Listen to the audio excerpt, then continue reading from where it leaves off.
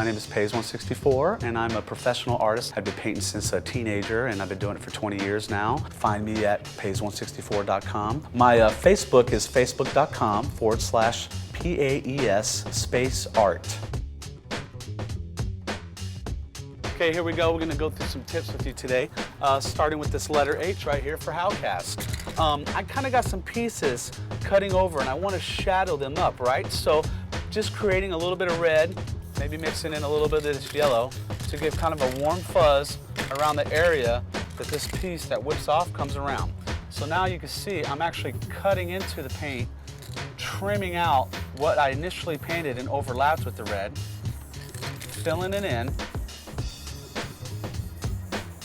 to give the clean line, to give the shadow I'm looking for.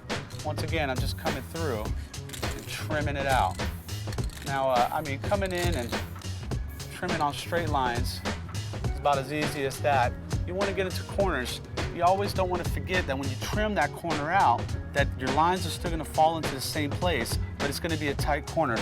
You know, completely overlap it, make a little bit of a mess, because now he's going to come back through and cut it. Once one way, once the other. Do those two lines first and then come fill in. Don't worry about filling it in until you've actually cut the sharp corner that you want. And now you didn't make the mistake of leaving a gap and having to make the line fatter or just not getting it clean and cut and wasting your time. I'm gonna run through this and do some more cuts and tighten up all this shadow. And then we'll come back and show you some more techniques.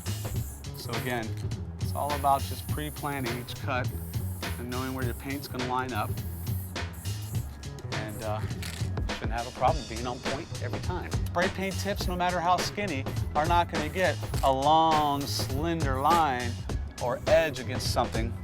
So much like paintbrushing and just having to work the paints together, you're just taking your paintbrush can and creating the cuts.